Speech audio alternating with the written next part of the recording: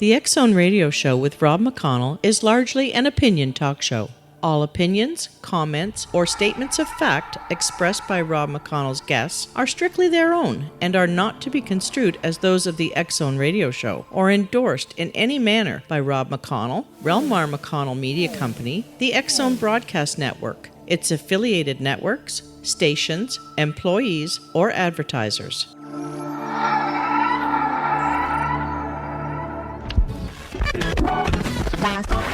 All Hit Radio.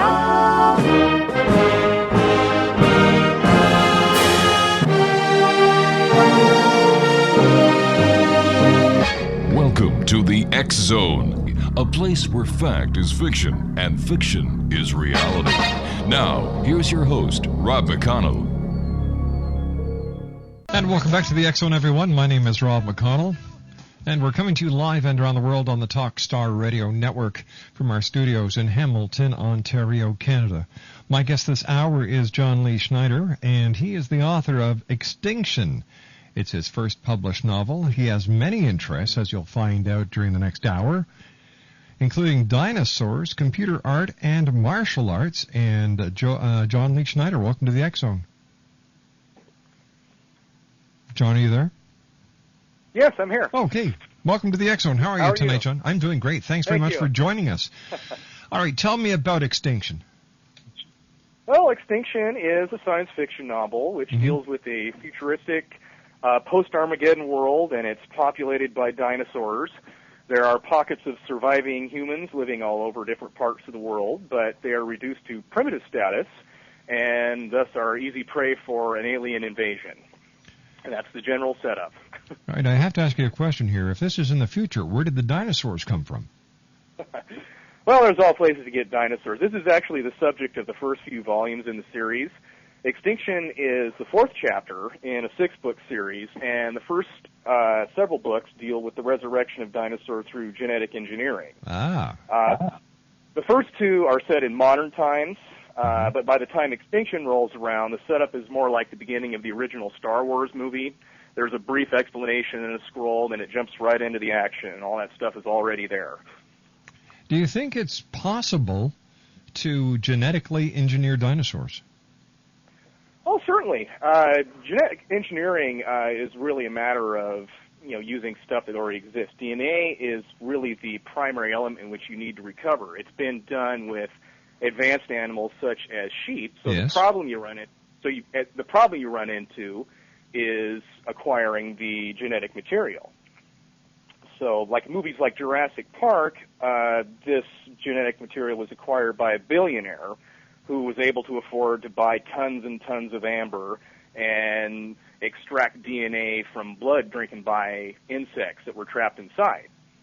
Now, in practical application, you have to have the billions of dollars to spend in the first place. And scientists who have tried it with 4 or 5 insects that have been found have met with a very limited success. There has been some genetic evidence found, but that may have been contamination through bacteria, and it's very difficult to recover. So unless you have thousands and thousands of specimens to draw from, it's not a real practical approach. But recently, it's been discovered that some genetic material has actually survived in the fossils themselves.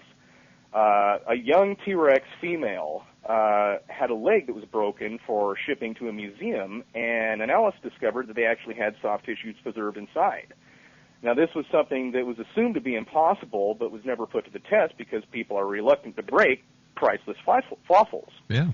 But since this discovery, a number of other specimens have been investigated, broken open, and they've discovered similar tissue inside. So the genetic material is there. It's just a matter of acquiring enough to produce a dinosaur.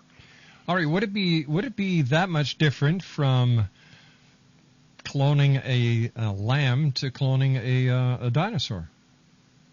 Well, actually, cloning a lamb would probably be more difficult. It is a more advanced animal.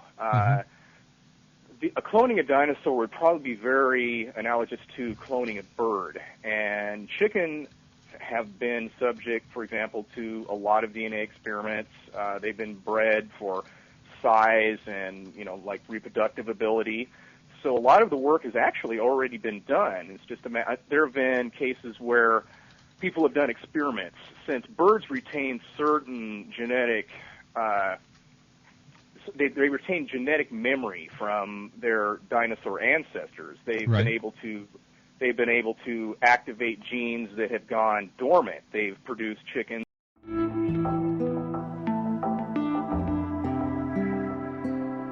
Take a step back in time and discover old Florida cuisine at Marsh Landing Restaurant in Fellsmere. Enjoy delicacies such as frog legs, gator tail, catfish, and swamp cabbage, or enjoy the more traditional cuisine like hand-cut Angus steaks, ribs, and seafood. Join us for breakfast with a southern flair featuring sweet potato pancakes, biscuits and gravy, and much more. Planning a party? Marsh Landing's private dining room can accommodate groups from 8 to 80 people. While you're visiting, enjoy the historic pictures, artifacts, and stories that line the walls. Marsh Landing is truly a unique experience. Marsh Landing Restaurant, 44 North Broadway in historic Fellsmere, or visit marshlandingrestaurant.com. Marsh Landing, old Florida cuisine at its best.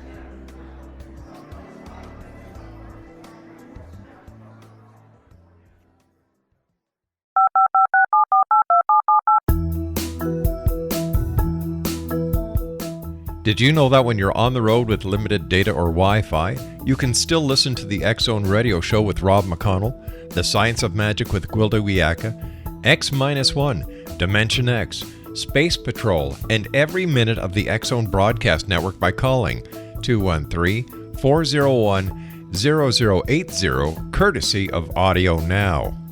No smartphone, app, or internet needed. It saves your data plan and it's free if you have unlimited minutes. Call 213-401-0080 to listen on any phone, anytime, anywhere. Remember 213-401-0080 for the best of the paranormal, parapsychology, and sci-fi radio programming anywhere, 24/7, 365.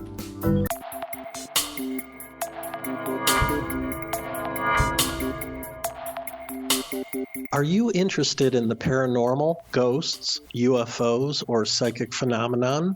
Join me, Tim Bartley, co-host of Talking to Spirits with Lightworkers Tim and Justina, coming mid-January 2017 to the XZBN. We will channel spirits live and talk to them, revealing all kinds of amazing information. Spiritual attachments will be found and removed on the show, and so much more. To find out when you can listen to Talking to Spirits with Lightworkers Tim and Justina, visit www.xzbn.net for listeners on both sides of the veil.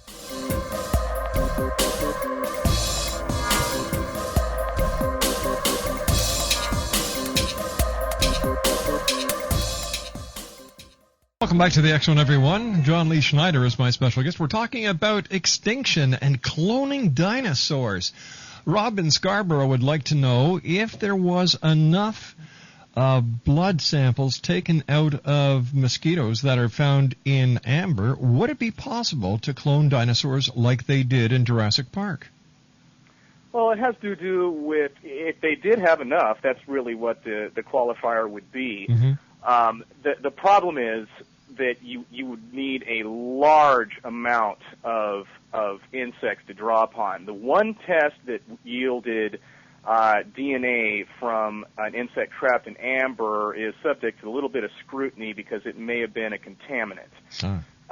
There's only been 5 tests run and 4 have failed. It was the first one that actually produced the DNA, but the subsequent tests were not able to come up with anything at all.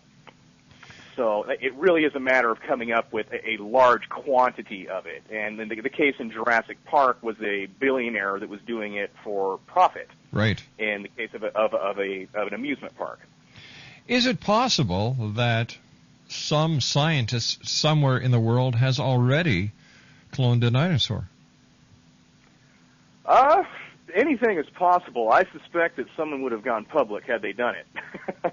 Although, ironically, that's one of the subjects of the earlier books in the series, where they clone some of these and they get released into the wild, and that's where they gain a foothold. an introduced species sort of thing, a little bit like the pythons down in the Everglades.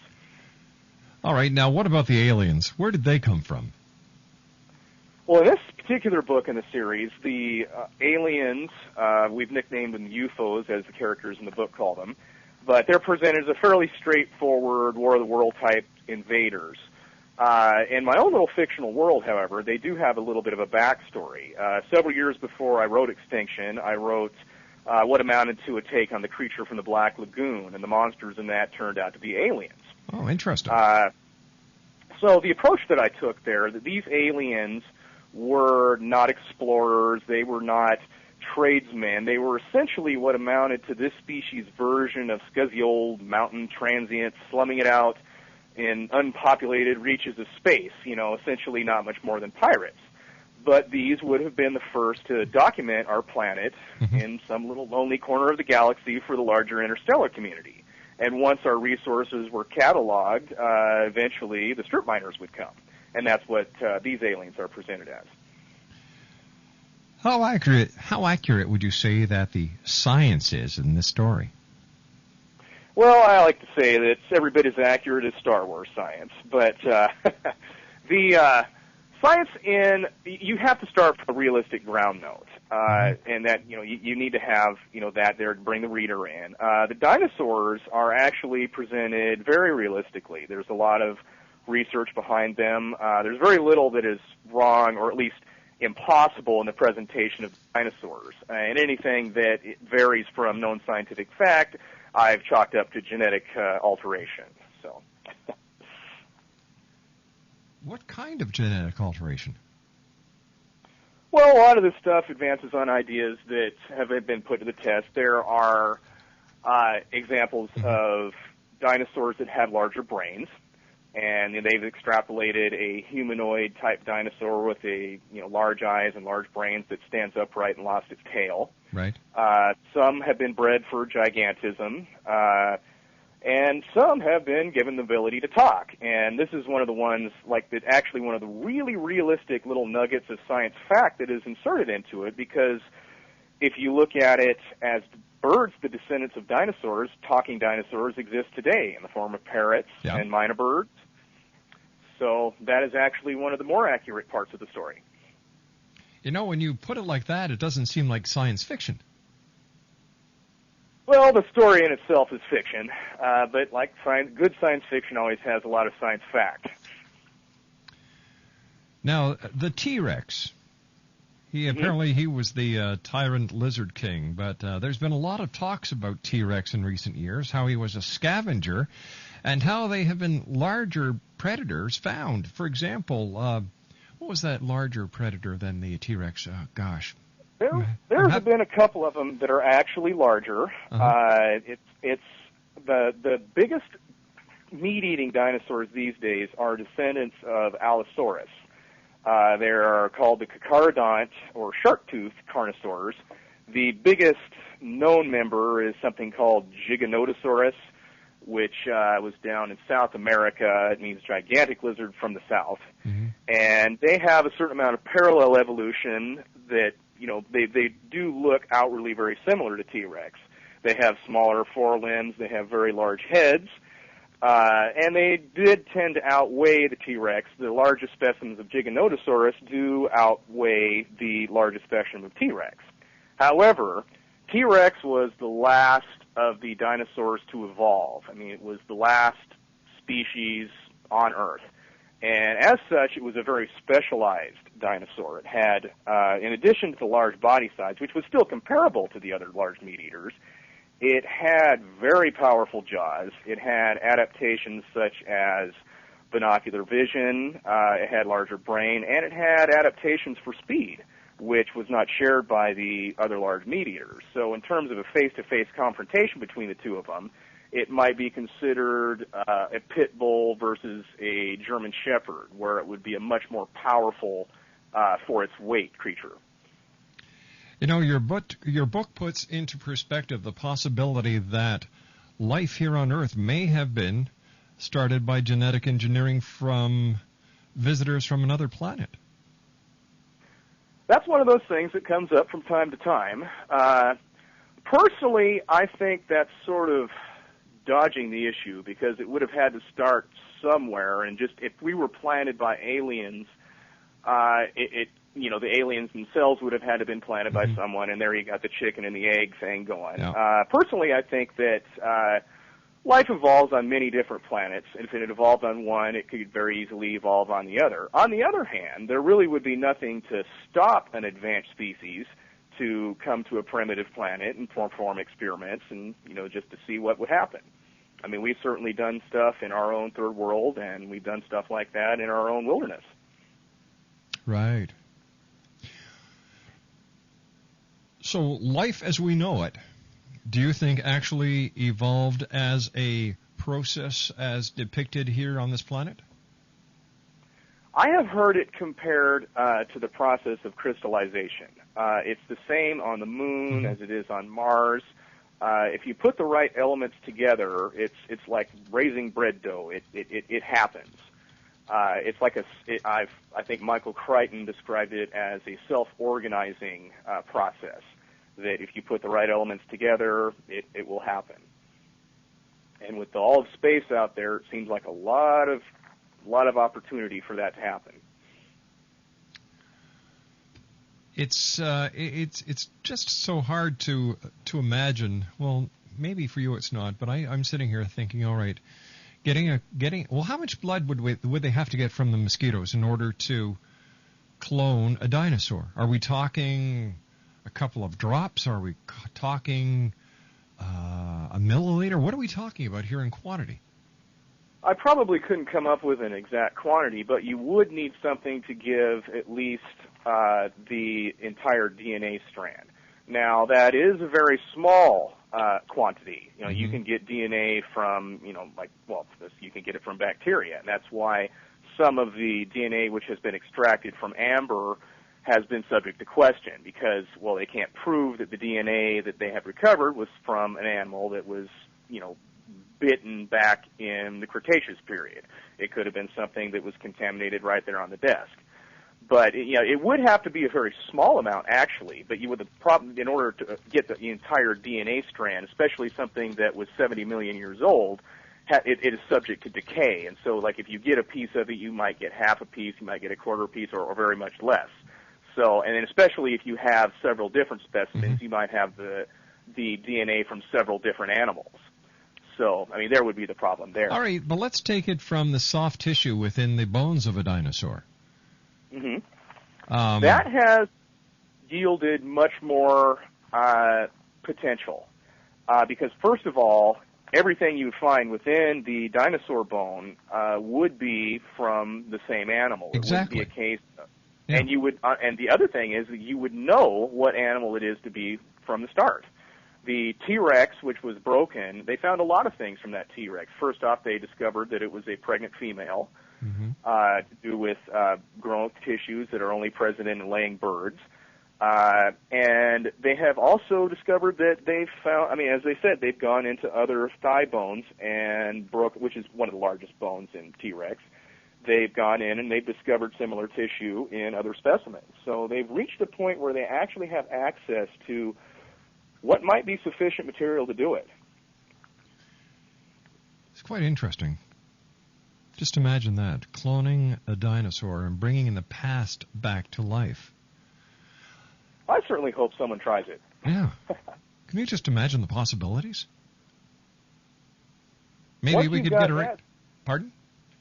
Once you got that going, really, you could eliminate extinction for endangered species. I mean, if you had, whales that were dying, That's right. It would be something where you could, go a long ways to eliminating world hunger, especially in areas like where fishing has dried up because of dead zones and climate change. It has unlimited potential. When we come back from this commercial break with the news, John, I have a couple of more questions from the listeners. John Lee Schneider is our special guest, and his website is www.crossquarter.com. That's www.crossquarter.com. And we'll be back on the other side of this news break as the X Zone continues live and around the world from our studios in Hamilton, Ontario, Canada, on the Talkstar Radio Network. Don't go away. This is the X-Zone Broadcast Network, broadcasting worldwide on broadcast affiliates and satellite program providers, including CNN Broadcast Network, Sirius Satellite Network, Star Media, Good News Radio Network, Angel Broadcast Network, Wiki Broadcast Network, and WPBN TV. For more information on the X-Zone Broadcast Network, visit us at www.xzbn.net.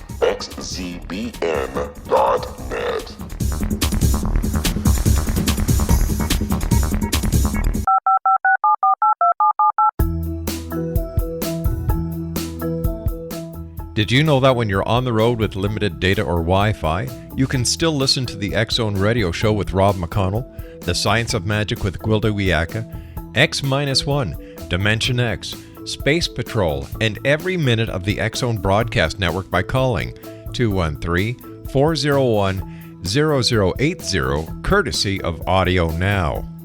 No smartphone, app, or internet needed. It saves your data plan, and it's free if you have unlimited minutes. Call 213-401-0080 to listen on any phone, anytime, anywhere. Remember 213-401-0080 for the best of the paranormal, parapsychology, and sci-fi radio programming anywhere, 24/7, 365. John Lee Schneider is our special guest. We're talking about his book Extinction, and during the commercial break, I was just thinking that, the possibilities that lie ahead in our future to resurrect the past are just phenomenal. Just imagine being able to bring back someone from the dead. You could bring back the physical body of someone from the dead, but it would be a case of, for example, bringing back a person from the dead. It would be similar to, it would be a whole new person. It wouldn't have the personality or the soul or any of the life experience of the person you were trying to clone. It would basically be a copy of the person. It would, on the other hand, present a lot of possibilities for things like organ transplant, limb, that sort of thing. But yeah, as far as bringing back a person, you couldn't, for example, resurrect Beethoven and expect to come up with like a whole bunch of new music. So, because that would have been something that he would have had to have learned during his lifetime. All right, but let's take a look at, let me see, the prehistoric men that they're finding that are frozen. Thawing them out to a point where you can actually extract DNA and clone them. Would we be cloning a Neanderthal, or would we be cloning a modern-day man? You would be, well, I mean, if you consider the Neanderthal a different species, which is what I believe most scientists do, you would be cloning a Neanderthal man. Now, as I said, it wouldn't be the exact man. It would be like the equivalent of a twin brother. So it would not be a Neanderthal man that would have had memories of being living among mastodons and all that, but it would be a genetically identical copy of that man. I wonder if there's going to be a time where you can actually clone memories as well. Well, Arnold Schwarzenegger did a movie, something like that, a few years ago, where they had what amounted to a genetic photograph of a person's memories. Was that Total Recall? Again, no, that was, I believe, the Sixth Day. Oh, right. Yes, and that was a case. But once again, it was also a case of you had another one and you would have copied the memories. It might be an exact copy, but the person that you're cloning would still be dead. It would not be. In fact, they had a scene in the movie where one of the actual person was dying and was able to talk to the clone that was going to replace him. So, it would be a case of it would be another scenario of a twin brother, although it would be a closer match since you were able to record the memories and past of the person being cloned. What's next in the series after Extinction? Well, there are 2 more books in the series. There were 3 that preceded it. The immediate follow-up is a book called Space Dragons, as opposed to the Earth Dragons, and this deals with a plague of monsters that actually try to eat the planet. And moving beyond that to the final book in the series, escalating, they have a monster that eats the entire universe, which makes more sense once you read it. But Talk about a heavy appetite, huh? oh yes, it keeps getting bigger. What inspired you to be an author? I was always into the pulp science fictions as a kid. I really liked the H.G. Wells books. Mm-hmm. The Time Machine, for example, was that one was of my a great all-time one, yeah. favorites. The War of the Worlds, obviously, was a good one. First Men in the Moon, I could go on for that. Edgar Rice Burroughs, who did a lot of dinosaur stories in addition to Tarzan and a lot of that. My modern inspiration, Stephen King actually was a big one because I like his writing style, first of all. I like the way he was able to ground what seemed like impossible scenarios in reality, and which made the things that were going to be scary much more. You were much more able to accept them. So, and plus he did it with a sense of humor, and that was able to actually heighten the tension because you actually found yourself liking the characters. Mm-hmm. Michael Crichton. Yeah. Oh, go ahead. No, go. Michael Crichton was an influence in terms of his scientific thought. I really am impressed with the amount of research that he does for his books. And I actually enjoyed Thomas Harris books you probably know him best from the Silence of the Lambs series, which was very direct style of writing. That really is more a stylistic influence as opposed to a content thing. But those are the primary inspirations. What was it like after coming up with the concept, writing it, submitting it, doing the rewrites, and then seeing your book in print? Your very first book in print, yeah. When I actually got the letter that it was in print, I had received so many rejection letters, I didn't even expect it. I picked up the letter that said, okay, we've decided to publish your book, and I read it and reread it, and yeah, that's what it says. And and once I got it in the book, I called everybody, and everybody bought a copy. It was even got a few signed out there. It was really a neat experience. What words of inspiration would you have for someone listening tonight who's been thinking about writing a story and they've just held back? How would you inspire them to get their thoughts on paper? First, you just have to dedicate. It's like doing anything that you want to do. You have to commit yourself to doing it. Writing a book is a lot of work. It really is a time-consuming process. Getting published is actually even more so. When I wrote my first book, I guess as a kid, I would have been probably about 18 years old, just out of high school. I just assumed that, I'll send it in to someone and they'll print up a copy and, that'll be that. But there are many, many things that you actually have to learn besides writing the book itself, which is no easy task. When you write something on paper, you have to, first of all, think it out in advance. There's the actual writing process, but then you have to get opinions from people. You have to let people read it and see if they are actually understanding what you're writing. It's very difficult to imprint your thoughts on another person. I always like to use the example of giving someone that doesn't know how to drive written instructions how to drive a car down the street. How easy would that be to describe? So it's like anything, any skill, you need to put work into it to develop it. And then once you've actually got the product, which would be the book, you have to learn how to present it. You have to pick out your market. You have to find publishers that publish the type of stories that you write.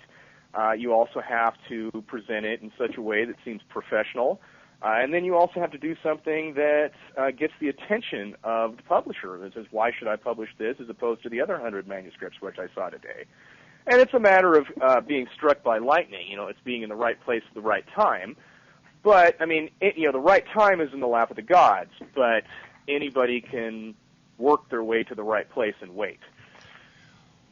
One question I've got from Sally, who listens to us in Wichita. She'd like to know, why do little boys have such a fascination with dinosaurs? I don't know that it's just little boys, because I had one as a little boy, and I still have one as a grown man. But I think it's because they're big, they're scary, they're like the monsters you see on TV, except that these guys are real.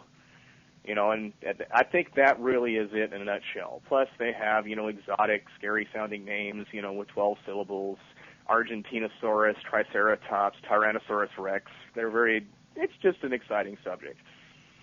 Got another question here. Would a woolly mammoth be easier that was found in the Arctic to clone? Frankly, they ought to be able to do that if they want to. They have the entire carcass. I saw a special on the Discovery Channel where they were talking about doing that, but it's a matter of someone spending the money, and which would probably be quite a costly process. But it really should be no more difficult to clone woolly mammoth, which has been pretty much frozen for less than 10,000 years, I would guess. They would probably have all the genetic material they need. So, right. I mean, it probably could be done today. Just imagine that. Imagine going to the zoo and seeing a woolly mammoth. That would be so cool. Well, I mean, we essentially got elephants, which is a very close relation. Yeah. The woolly mammoth was obviously adapted to a colder environment, so it would have had hair, but there isn't a lot of difference between that and the modern elephant. Well, you're right. Once again, animals adapt better to the climate than humans do. Pardon me? I said animals adapt better to a change in climate than humans do. Well, humans have a tendency to adapt the climate to them. It's like, okay, well, I'm going to build a house and build a fireplace inside it, whereas animals will evolve or else they'll migrate. Birds, obviously, fly south for the winter because it's warmer there.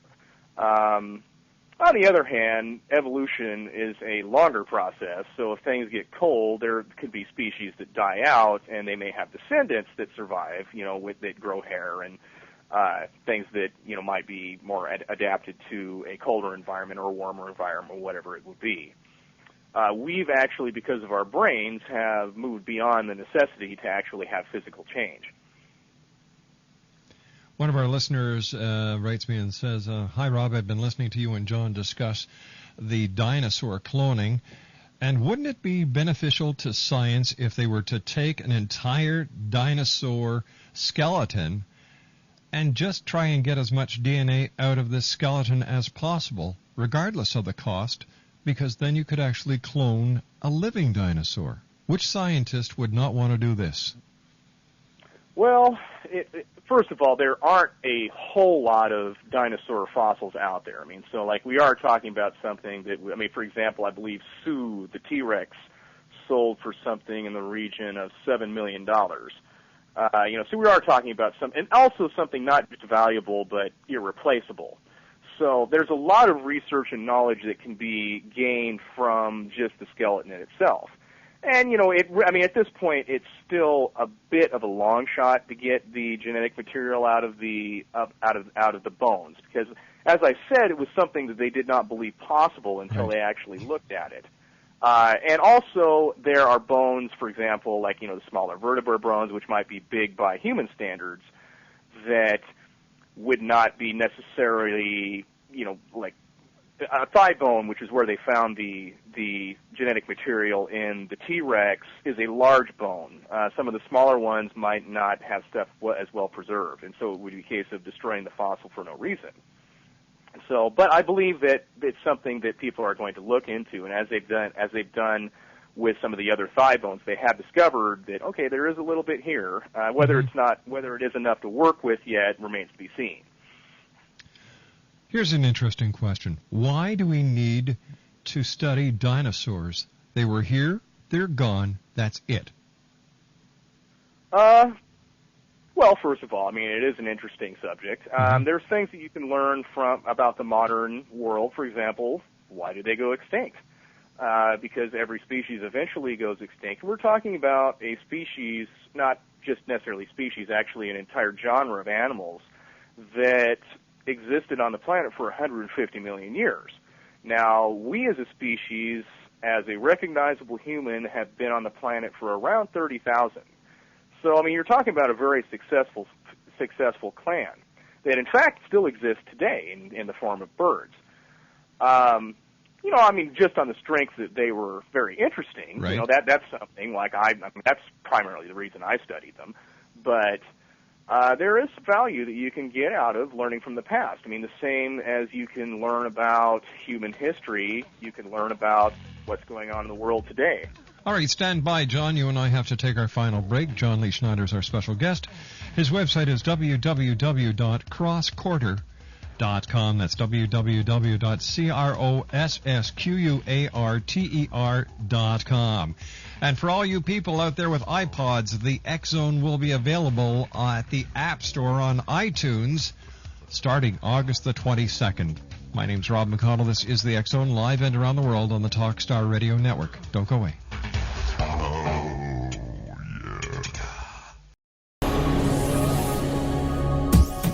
This is the X-Zone Broadcast Network, broadcasting worldwide on broadcast affiliates and satellite program providers, including CNN Broadcast Network, Sirius Satellite Network, Star Media, Good News Radio Network, Angel Broadcast Network, Wiki Broadcast Network, and WPBN TV. For more information on the X-Zone Broadcast Network, visit us at www.xzbn.net.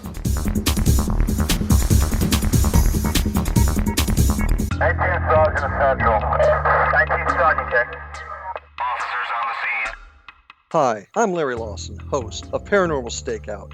With over 36 years in law enforcement, I have learned a few things. The most important is the proper gathering and preservation of evidence is vital to putting the bad guy behind bars. It's no different in the world of paranormal investigation. Whether it's the search for the afterlife, cryptozoology, UFOs, and extraterrestrials, how we gather the evidence, preserve that evidence, and present it to a jury of our peers will make the ultimate difference in proving the existence of worlds and entities that are beyond our imagination. Join me, Larry Lawson, every week on Paranormal Stakeout when, along with my guests, we'll take a journey to prove with indisputable evidence what man has struggled to believe for centuries. Go to xzbn.net for the broadcast schedule and check me out at paranormalstakeout.com.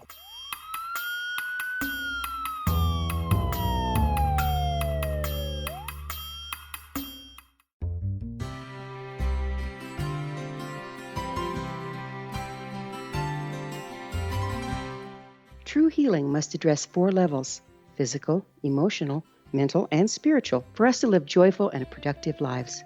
We tend to treat 3 of the 4, leaving the spiritual languishing. If you're tired of the same dysfunctional patterns cropping up in your life, Soul Balancing is for you.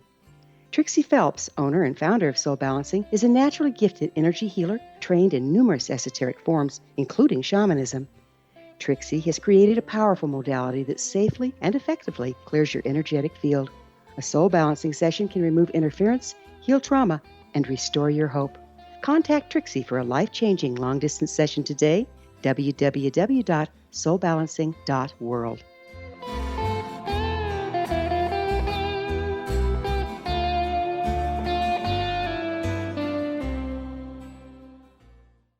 John Lee Schneider is our very special guest. He's the author of Extinction. His website is www.crossquarter.com. That's www.crossquarter.com. John, over the break, I received a note from one of our listeners saying, "Hey, Rob, why couldn't they take the DNA from that so-called Sasquatch that was found in a freezer in Georgia and grow a real Sasquatch?"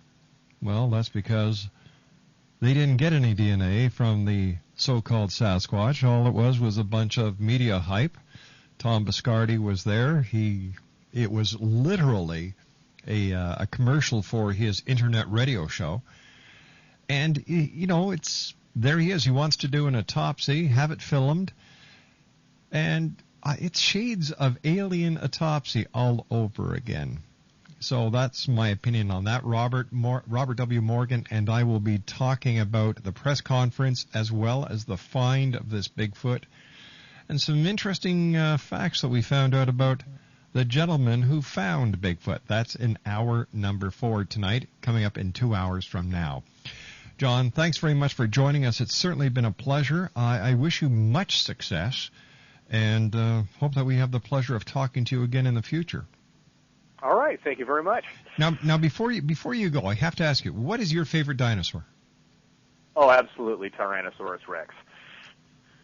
He's the big meat eater, isn't he? Oh, yeah, still king of the dinosaurs. I don't know. When I was a kid, I liked the Brontosaurus for some reason. Oh, Brontosaurus is there too, but yeah. T-Rex has got to be my number one. And then, of course, one of our listeners just sent me an IM saying, "Hey, don't forget the Flintstones, Rob. They kept the dinosaurs alive."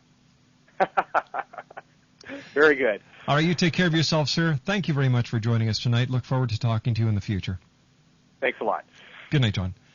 John Lee Schneider, www.crossquarter.com.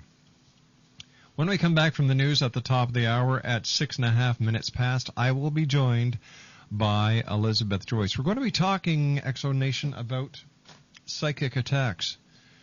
Are psychic attacks responsible for the increase in domestic violence, the increase of shootings, the increase in murders? Is it possible that forces beyond this realm of reality have decided to make their presence known by using psychic attacks? Or is it the will of people in this reality, people that you and I call friends, neighbors, acquaintances? Are they responsible for the increase in psychic attacks? What is a psychic attack, and how can we protect ourselves from being attacked by other people who are after our psychic abilities? Not the abilities to see the future, but the ability to bring us down. That's coming up in the next hour with our good friend Elizabeth Joyce. And as I said, the final hour of tonight we'll be talking about Bigfoot. They had that press conference in Palo Alto this afternoon. Every major media is calling it a hoax. Bigfoot researchers are calling this whole thing a scam, a hoax. After all, Tom Biscardi is nothing more than a Las Vegas promoter. That's all he is. That's what his expertise is. And he saw Bigfoot as a way of milking people from their hard-earned money. More of the X-Zone when we come back on the other side of this commercial break with the news, when Elizabeth Joyce joins me at 6.5 minutes past the hour. My name is Rob McConnell. This is the X-Zone. My producer tonight at the Master Control in White Springs, Florida, is the one and only Newbie.